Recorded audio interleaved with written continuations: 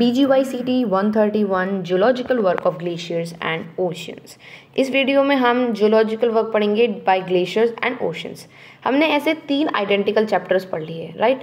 पहला हमने पढ़ा था जियोलॉजिकल वर्क ऑफ रिवर्स, फिर हमने पढ़ा geological work of underground water and wind. अब हम पढ़ रहे हैं geological work of glaciers and oceans. तीनों ही चैप्टर्स में एक एक चीज़ जो है वो बहुत इंपॉर्टेंट है। जैसे फर्स्ट चैप्टर में जियोलॉजिकल वर्क ऑफ रिवर काफ़ी इंपॉर्टेंट था। सेकंड चैप्टर में अंडरग्राउंड वाटर ज़्यादा इंपॉर्टेंट था। ज़्यादा इंपॉर्टेंट का मतलब ये नहीं कि वही आएगा, ज़्यादा इंपॉर्टेंट का मतलब कि मोस्टली वो आता है, बट इसका मतलब ये नहीं कि विंड वाला नहीं आएगा, आप उसे करके रखिएगा, ओके। और इस वाले चैप्टर में ज़्यादा इंपॉर्टेंट आपका ग्लेशियर इरोशन है, या फिर ग्लेशियर से जो भी जियोलॉजिकल वर्क होता है, ठीक है। ओशन वाला इतना ज़्यादा पूछा नहीं जाता है। तो हम स्टार्ट करते हैं इस चैप्टर को with the basic information, that is glaciers and the reverse of ice which flows out under the influence of gravity. तो ग्लेशियर्स क्या होते हैं? ग्लेशियर्स आपके बर्फ़ की नदियाँ होती हैं, यही पढ़ेंगे हम। तो बर्फ़ की नदियाँ होती हैं जो कि under the influence of gravity ढहती हैं। जैसे कि लैंडस्लाइड होता है। अब लैंडस्लाइड में due to the effect of gravity rocks नीचे फॉल होती हैं, यहाँ पर आइस फॉल हो रही है। आइस फॉल होने की वजह से क्या हो रहा है? रिवर्स बनती है। रिवर्स बनने की वजह से उन्हीं रिवर्स में आइस फ्लो होके under the influence of gravity flow हो रही है, उन्हीं को हम ग्लेशियर्स कहते हैं। Now geologist define glaciers as a moving body of ice on land that flows down slope और outwards from an area of accumulation. Geologist ने क्या बोला कि ग्लेशियर्स क्या होते हैं? ग्लेशियर्स मूविंग बॉडी होती है आइस की। जैसे कि आपने सब ने ग्लेशियर्स पता है, मुझे आपको पता ही होंगे, फिर भी समझा देती हूँ। जैसे कि आपकी ये माउंटेन साइड पर कोई रिवर है और यहाँ पर इतना बड़ा सा कोई माउंटेनियस पहाड़ है, ठीक है, और ये पूरा आइस का है, तो इसको आप क्या कहोगे? ग्लेशियर कहोगे ऑब्वियसली। और ये स्लोली स्लोली मूव कर भी रहा है, ठीक है, स्लोली स्लोली मूव कर रहा है। It is movable. ग्लेशियर्स जो होते हैं वो मूवेबल होते हैं, ये बात ध्यान रखिएगा, ठीक है। जहाँ पर वो एक्यूमुलेट होते हैं वहाँ पर वो मूव करने लगते हैं धीरे धीरे करके, तो उनको क्या कहते हैं? हम ग्लेशियर्स कहते हैं। Next, geological work of glaciers known as glaciation. जो भी जियोलॉजिकल वर्क ग्लेशियर्स की वजह से होता है उसको हम कहते हैं glaciation. It is the alteration of a land source by a massive movement of glacial ice over it that includes erosion, transportation and deposition. तो ग्लेशियर वर्क जो होता है इरोजन का, उसको हम ग्लेशिएशन कहते हैं। और ये किसकी वजह से होता है? लैंड सरफेस की ऑल्टरेशन की वजह से, मतलब कि चेंजेस की वजह से, by the massive movement of glacier ice over it that includes erosion, transportation, deposition. तो ग्लेशियर्स की वजह से क्या क्या होता है? कभी कभी इरोजन होता है, कभी कभी ट्रांसपोर्टेशन होता है, and sometimes deposition also takes place. तो हम स्टार्ट करते हैं, देखो डायरेक्टली हम स्टार्ट करेंगे इरोजनल लैंडफॉर्म ऑफ ग्लेशियर्स। वो इन्फॉर्मेशन हो गई, इन्फॉर्मेशन खत्म। अब यहाँ पर आता है आपके मेन टॉपिक, वो है इरोजनल लैंडफॉर्म्स ऑफ ग्लेशियर्स, ठीक है। इसमें आप टोटल कितने ग्लेशियर्स पढ़ेंगे? There are many glaciers, I mean many landforms. चलिए तो स्टार्ट करते हैं हम हाफ लैंडफॉर्म्स इस वीडियो में कवर करेंगे, हाफ हम नेक्स्ट वीडियो में कवर करेंगे, ओके। तो सर्क्यू पहला आपका आता है लैंडफॉर्म। क्या होता है cirque? It is the bowl shaped amphitheatre. Amphitheatre means क्या होता है? डिप्रेशन टाइप समझ लीजिए आप, गड्ढा हो जाना या फिर एक ऐसे कर्व्ड शेप की स्ट्रक्चर होना, ठीक है। तो it is a bowl shape amphitheatre like depression formed by the glacier plucking and abrasion at the glacier head. Abrasion का मैंने आपको मीनिंग बहुत बार समझा है, ठीक है ना, वियर एंड टियर या फिर कोलाइड होना, वो ही आपका अब्रेशन होता है, अब्रेडिंग, ठीक है। तो अब्रेशन जो ग्लेशियर हेड की वजह से जो अब्रेशन होता है, जो उसकी वजह से कुछ एम्पी थिएटर्स या फिर डिप्रेशंस क्रिएट हो जाते हैं। वही सर्क्यूज जो होते हैं they are marked as a birth place of valley of glaciers, मतलब कि वहीं से रिवर्स फ्लो होनी स्टार्ट होती हैं, उसी सर्क्यूज से, मतलब जो ग्लेशियर वैली जो होती है वो वहीं से फ्लो होनी शुरू होती है। Where the conditions are favourable for the perennial snow accumulates, जहाँ पर कंडीशंस जो होती हैं वो फेवरेबल होती हैं कि वहाँ पर स्नो जो है वो एक्यूमुलेट हो जाए धीरे धीरे करके, ठीक है। They form by erosion of the pre-existing depression of the mountain side. As the snow and ice accumulate in the depression, frost wetting, plucking, combined with the glacier erosion, enlarge and transform the head of the steep mountain valley into the typical amphitheater-shaped circuit. तो ये आपका किस वजह से होता है? ये erosion की वजह से होता है, जो पहले से डिप्रेशन क्रिएट हुआ है उसके इरोजन की वजह से होता है, ठीक है। वहाँ पर स्नो और आइस एक्यूमुलेट हो जाती है, फिर फ्रॉस्ट वेगिंग होनी स्टार्ट होती है। फ्रॉस्ट वेगिंग मैंने आपको बताया था पिछली वीडियो में, ठीक है। और वो प्लकिंग स्टार्ट होने लगती है, कंबाइन, फिर इरोजन, ग्लेशियर इरोजन जो है वो फिर कंबाइन होने लगते हैं, लार्ज होने लगते हैं, फर्दर फ्यू स्टेप्स होने लगते हैं, जिसकी वजह से क्या होता है, वो एक टिपिकल एम्फीथिएटर शेप्ड सर्क्यू क्रिएट होता है, ठीक है। बेसिकली सर्क्यूज आपका वो एरिया होता है जहाँ पर ग्लेशियर वैली का बर्थ होता है, ग्लेशियर वैलीज फ्लो होनी स्टार्ट होती हैं, ठीक है। और ये किसकी वजह से होता है, मैंने आपको एक्सप्लेन कर दिया। ग्लेशियर इरोजन की वजह से होता है, ice accumulation in the depression, frost tracking, plucking and further on. Circuits become wider and are cut deeper into the mountain side by the headward erosion.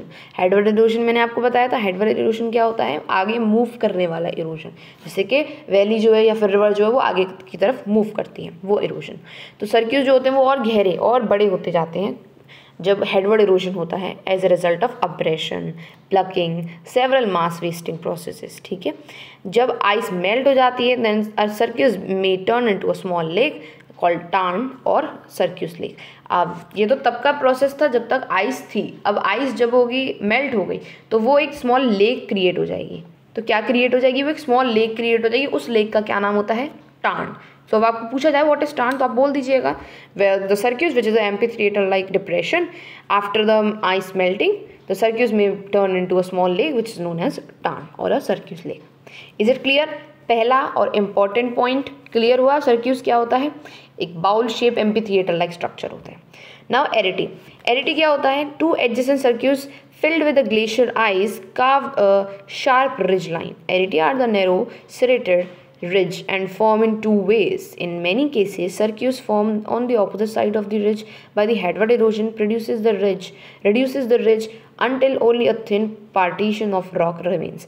तो आरईटी क्या होता है आपका, जब दो एडजेसेंट सर्क्यूट्स आपस में एकदम बगल बगल में आ जाए and they are filled with the ice water, ठीक है, मतलब वो ग्लेशियर आइस जो है उससे फिल्ड अप हो जाए, तो एक रिज लाइन बन जाती है, उसको आप एरेटे कहेंगे, ठीक है।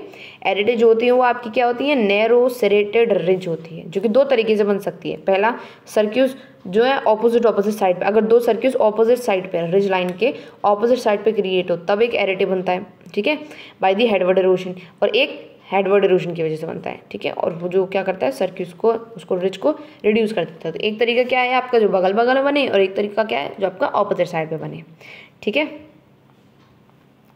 ओके, आपको एरेटे समझ में आई? Arête is basically a landform which is created when the two adjacent circuits filled with the glacier ice carved a sharp ridge line. Okay, आगे बढ़ते हैं हम। हॉर्न और a pyramidal peak, pyramidal peak से समझ में आ रहा होगा, they are talking about the top of the glacier. So it is a pyramid like sharp peak formed when 3 or more circuits meet. जब 3 या 3 से ज़्यादा सर्क्यूस मिल जाएं तब हॉर्न बना देंगे, जब 2 सर्क्यूस मिलेंगे तब एरेटे बनाएंगे, ठीक है।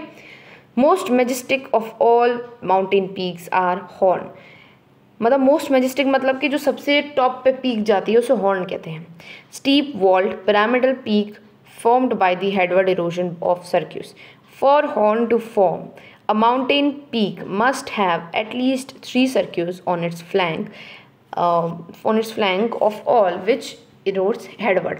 मतलब कि हॉर्न बनने के लिए मैक्सिमम से मैक्सिमम और मिनिमम से मिनिमम आपके 3 सर्क्यूट्स होने चाहिए, ठीक है, उसके फ्लैंक्स पे। फ्लैंक्स मतलब कि वो जो साइड वॉल्स होती हैं माउंटेन्स की, वो तो उस पर क्या होनी चाहिए, 3 सर्क्यूट्स मीट करने ही चाहिए, तब जाके आपका हॉर्न क्रिएट होता है। हॉर्न क्या होता है, मोस्ट मेजेस्टिक पीक होती है, सबसे ऊंची पीक माउंटेन की। क्लियर? आगे बढ़ते हैं। U shape valley. U shape valley क्या होती है आपकी, और a glacier trough. As a glacier flows down from the circuits, it excavates a new valley or deepen an existing stream valley, shaping into the new shape valley.